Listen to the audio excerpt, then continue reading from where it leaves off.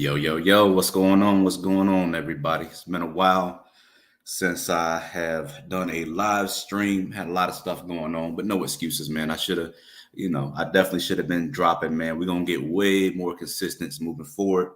But yeah, man, a lot to talk about, man. A lot to talk about. Give me 30 seconds, man. I'm going to get right to it.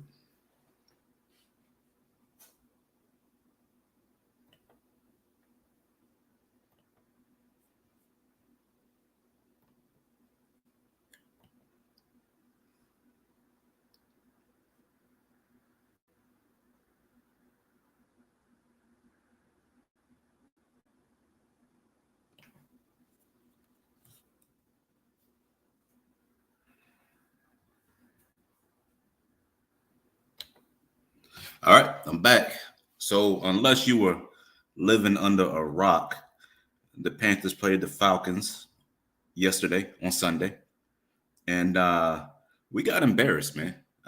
There's no way, there's no other way to flip it or anything like that. I don't know. Hearing some of these fans out here, man, they probably will come up with a way to flip it, but it didn't look bad, man. You get what I'm saying? So coming into this game, I understood that the only thing we really had to worry about was their run game, right? And we're talking about the number three run offense last year. They went out and got Bijan, who I think is just an amazing talent, man. He has the type of talent to be one of the best running backs in the league. So I want to say he's Christian McCaffrey-esque, you know what I mean? But I don't want people to chop my heads off. But you guys saw him out there. He's lined up at receiver. He's 220. He's moving. He's moving like a receiver. You know what I mean? So yeah, it is what it is, man. We knew coming in that your boy, their run game was going to be on point. And that's exactly what we got. We got a good dose of the run. I want to kick things off starting where we were on offense. So we came out and we looked good coming out on offense. I ain't gonna front. The first drive, Bryce Young comes out there. He goes 6 for 6. We get a touchdown, right? Great, perfect. It all fucking fell apart after that. Everything fell apart after that. Rush Walker, what's up, bro? So yeah, it all fell apart after that, man. Brian Burns played. That was a big surprise. It wasn't a big surprise. I expected him to play, but Brian Burns was out there and made an impact early. You know what I mean? 1.5 sacks for the game. Some people say he disappeared. I mean, maybe a little bit, man. But they just ran the ball on us, man. They was completely one dimension, which makes the ass whooping even more so, man. I mean, they could not pass the ball at all, and neither could we. But we just couldn't do anything with this one-dimensional team, man. And so Brian Burns, the 1.5 sacks, as I said. Derek Brown had a monster day. Justin Houston, I don't know what happened to dude, man. Maybe I saw he came in, they were rotating them, so I'm not going to really harp on them too much. But overall, the defense looked good. I mean, I would have preferred us to be better stopping the run, but that was one of my biggest concerns, man. Not only were we facing the number 3 rushing offense from last year, who just got better by drafting one of the best running backs in the draft, but I also question our situation at nose tackle, right? We got rid of the one guy that even looked the part. So, to be continued. We're gonna see what that looks like moving forward, man. Hopefully we're able to stop the run, but the defense certainly wasn't the problem. The offense was. I've been screaming this all fucking preseason, man. There's something wrong with this offense. There's something wrong. If you look at how everyone was saying, okay, the offense just looks wrong because we're just running the vanilla plays and we're gonna open it up in the regular season. It looked pretty fucking vanilla yesterday. It looked real vanilla. You know what I mean? And even a lot of people try to hype up a few little bright spots in the preseason, but when you look at Bryce preseason, man, it wasn't that great, and it wasn't all his fault. I want to say that. I want to say that. But I mean, let's just look at the numbers first, man. Let's play it by the numbers, right? So uh it's a small sample size. He played 3 games in the preseason, right? 24 attempts, 14 completions. That's 58.3%, right? He didn't throw any interceptions. He was sacked 3 times.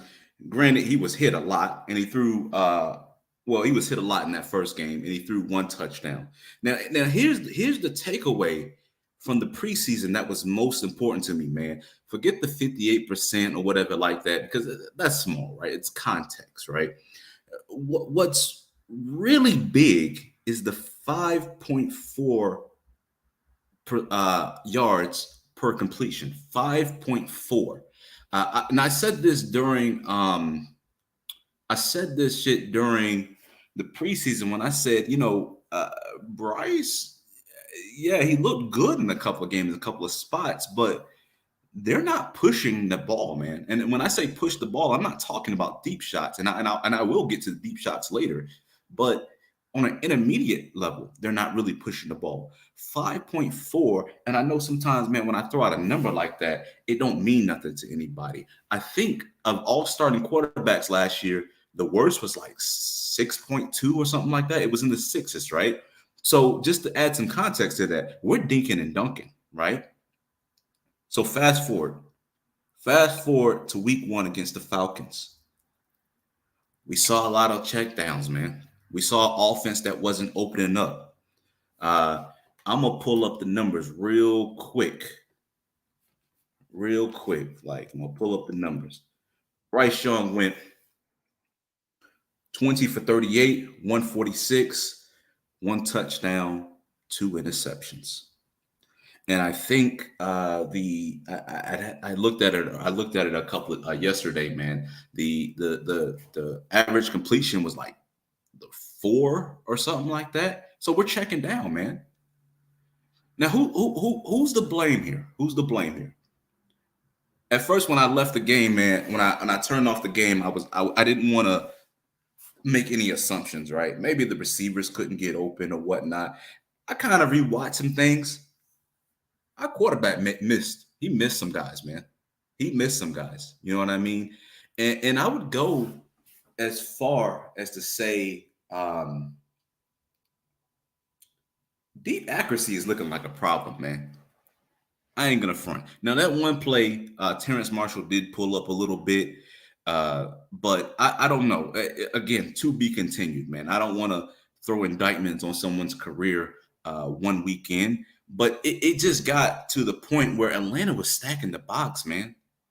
They were stacking the box on us, and just daring us to go over top or go intermediate. You get what I'm saying? And the only thing that was there was 2 deep passes, both incomplete. I'll throw one on Terrence Marshall. He slowed down a little bit. And then there was 2 intermediate throws over the middle that led to interceptions.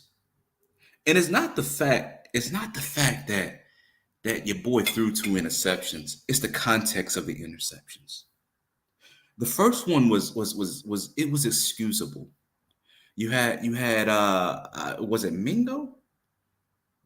Maybe you had Mingo on a slant, and safety is literally just sitting on the fucking route, just sitting, just waiting, and Bryce Young throws it to him, right? And okay, you had a safety sitting on a route, you threw to the receiver.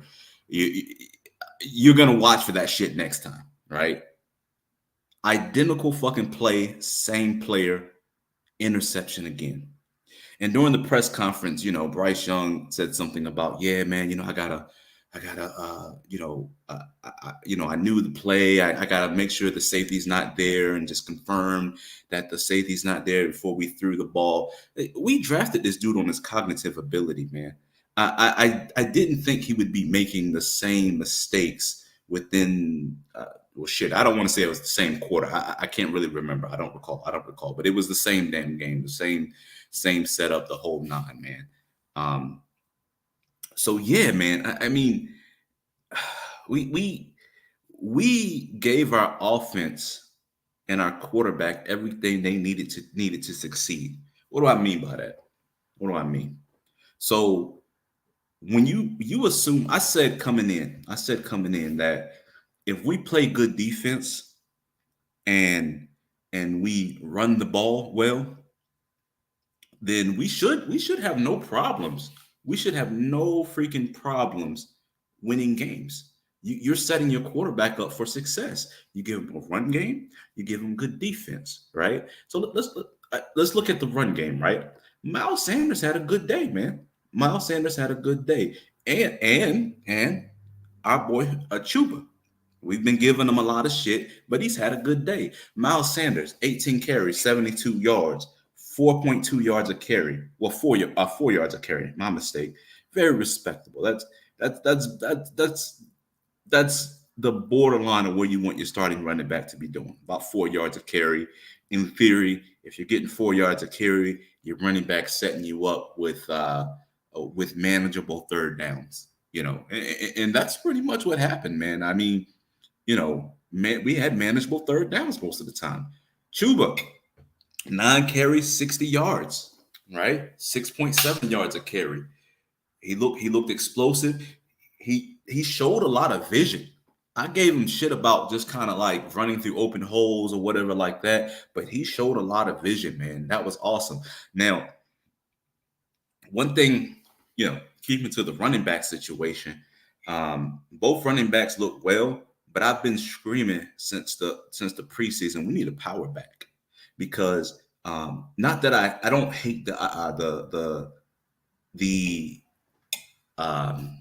decision to go for it on that 4th and 1. I don't hate it. I don't hate it. And I've actually seen stuff that statistically, going for it on 4th and 1 is more advantageous because the statistics say XYZ, right? So I don't hate it.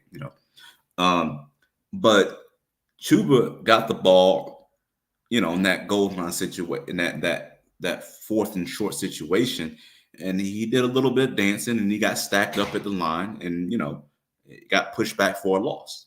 You get what I'm saying? So I've always said in that situation, Chuba and Sanders, Miles are basically the same archetype, man. And we definitely need a power back. And well, not even hope. We're gonna run into more situations like that over the course of a 17-week season. We're gonna come into more shit like that, man. So we'll see. You know what I mean?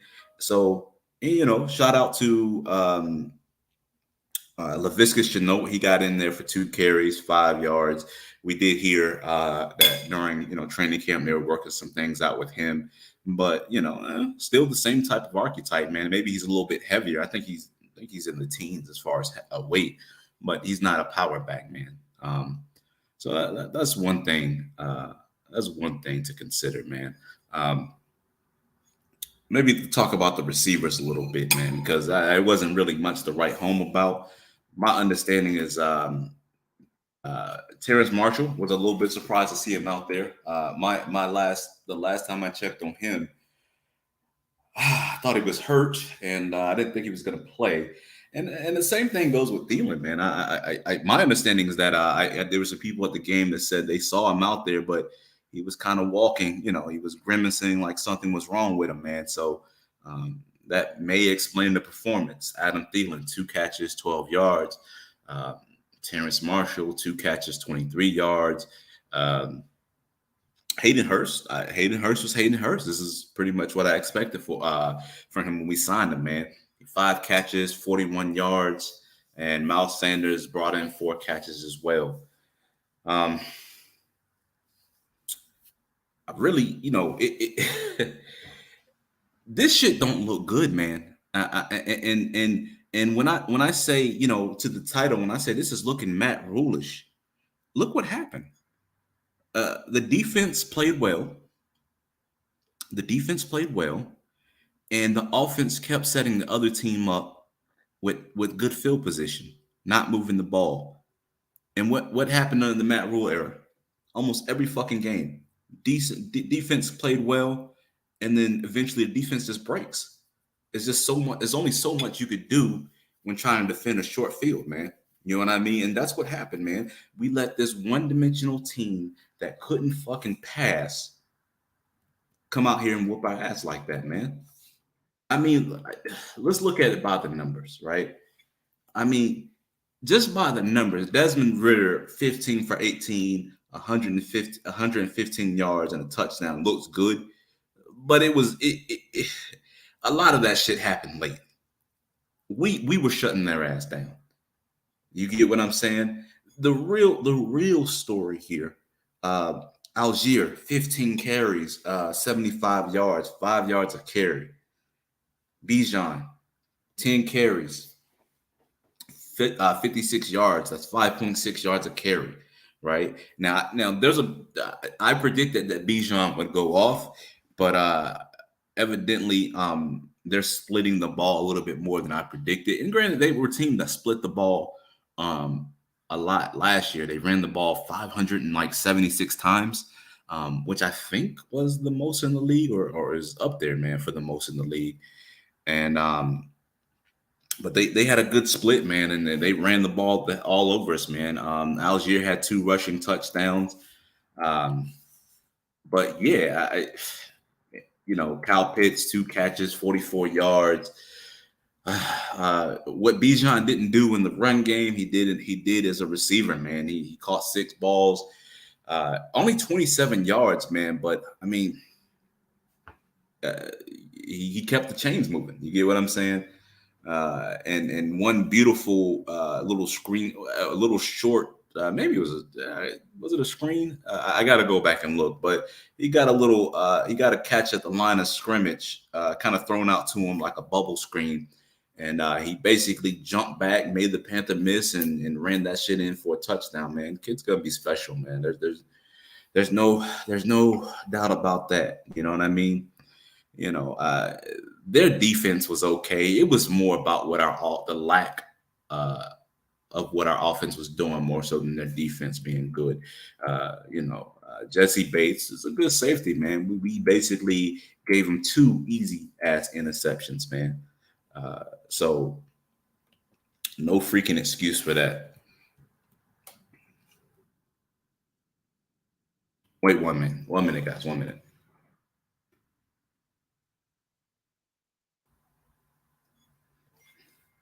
All right, my bad. So yeah, you look at this shit, man. The Falcons only had 91 passing yards, bro. 91 passing yards. How do you lose to a team that only passes for 91 yards? We had 127. They had 130 rushing yards. We actually had more rushing yards. We had a buck 54. Uh, like, like what's going on here, man? And we got the Saints next week, man. We got the Saints. Offense looks horrible. If we lose to the Saints, I mean that's two. We said it, man. This is big because we start the season with 2 division games. We lose to the Saints, we're 0-2 in the division. We're 0-2 overall, and most importantly, 0-2 in the division.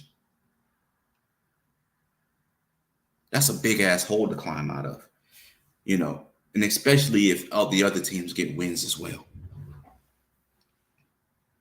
Now, there's so much to dissect about this game, man. There's just so much to dissect, man. Like, uh, I would really have to, or maybe time will tell, right? Was it the play calling? Or the receivers not getting reception?